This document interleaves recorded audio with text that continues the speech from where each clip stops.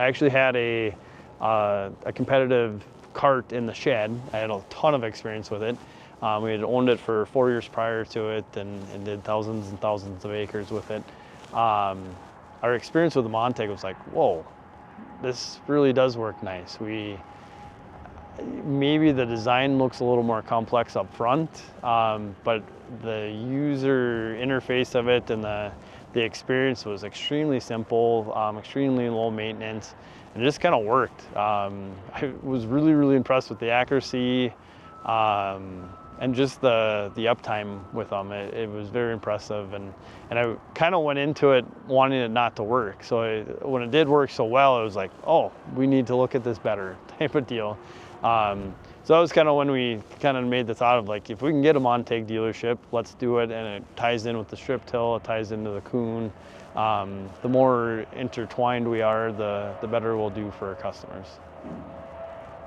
So we're in southeast North Dakota. We're right on the edge of the Red River Valley. We're about 10 miles out.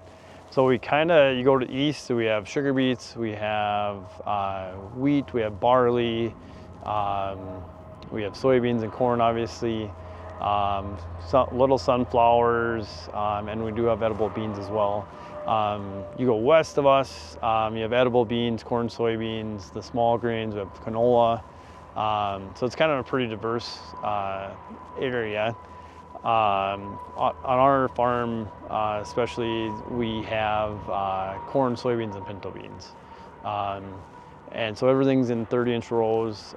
We've done a fair amount of experimenting on, does strip till work or pay, not work, but pay for soybeans and pintos. And what we've seen is it does. So we try to, on our farm, we try to strip till every acre.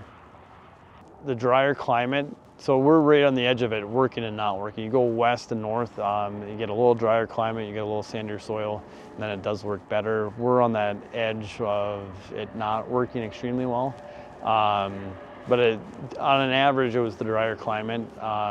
Now they've kind of migrated to the more arid areas, so they've kind of gotten out of this area. We're one of the few that still raise them, just due to the wetness and the soggy soils that we can have.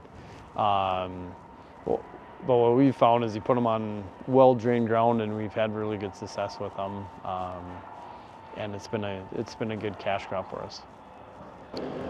So as a way to come back to the farm, I graduated college and always wanted to farm, and Dad kind of said that it was on my own type of deal. He'd give me the machinery, and I had to come up with my own way to come back to the farm. So North Star Ag actually started as a seed dealership, because right out of college I got a seed rep job. I did that for about 12 months, and then started as a seed dealer. And how we got into the machinery side was I sold seed that I had to deliver, and at the time there was a lot of seed dealers that were seed tender dealers. So that's how we got to start in machinery. Is we picked up a Meridian seed tender dealership and kind of went from there. So when I came back to the farm, my dad's farm was on the smaller side, and to get into farming, I had to figure out how can I do things differently from a competitive standpoint. What are we able to do different from on the farmer standpoint to be competitive, to get us to where we need to be competitive on the land standpoint? So we started with deep banding is what we started with, and then we migrated to strip till. That was one thing that nobody else was doing in the area and really didn't have an intent to do. So we thought it was a good competitive advantage. But we also thought agronomically that was kind of where we wanted to be at. We were in an area of conventional till was prevalent. I talked to many customers from out west and saw the agronomic benefits of no-till. I talked to them, and when they got rain, they'd get the same yields we did when they fertilized for half. So it was like, what am I seeing there, not seeing, that why they're able to achieve the yields and we're not, type of deal. Because we're putting twice into the crop and getting the same results with the same rain, type of deal. So I knew there had to be a better way. I knew that we had to look at things a little differently. So we started to look at the soil agronomics and the soil tilth, and then the more studying we did was conventional till our soil health was terrible. Regardless of what the conventional wisdom said in the area, we had to really look into the soil health and trying to improve that. So we tried no-till right out of the bat. I took a quarter and I'm going to do a 5-year, 6-year no-till study. We struggled with it. It was hard. It was very hard. It was hard on many fronts. It was hard mindset to get used to coming from conventional till. It was really wet, so it was really hard to get a decent corn stand.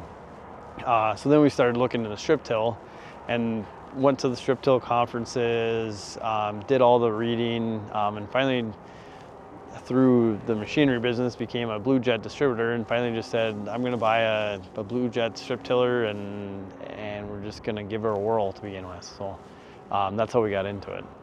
In my opinion, is start with a unit that you can drop the hitch pin.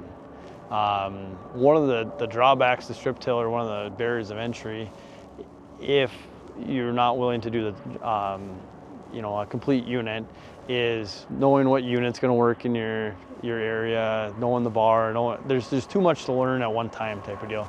So start simple, start in 30-inch rows. We talk to customers all the time in 22-inch rows, and we've done that. That's how I started. I probably wouldn't recommend it. I would start in 30s if I had my preference, but start with a complete unit. So then if it doesn't work out for your operation, and it's not your thing, you have resale value. So start with a known product and buy from a dealer that can help you with a lot of support. There's a lot of mindset changes. There's a lot of little tricks to the trade that they can teach you. So our first experience with Montag was with the Kuhn Gladiator. And to be completely honest, we had to get talked into doing Montag because I was a long-term Valmar dealer. So I really believed in the Valmar product. And basically the Kuhn rep, and through COVID, the availability was terrible with everything, said, here's how it's coming, otherwise you're not getting it. So, okay, fine, we'll try it, type of deal. Our experience with it, and we had a lot of experience with, I actually had a competitive cart in the shed. I had a ton of experience with it. We had owned it for 4 years prior to it and did thousands and thousands of acres with it. Our experience with the Montag was like, whoa, this really does work nice. Maybe the design looks a little more complex up front, but the user interface of it and the experience was extremely simple, extremely low maintenance, and it just kind of worked. I was really, really impressed with the accuracy and just the uptime with them. It was very impressive, and I kind of went into it wanting it not to work. So when it did work so well, it was like, oh, we need to look at this better type of deal.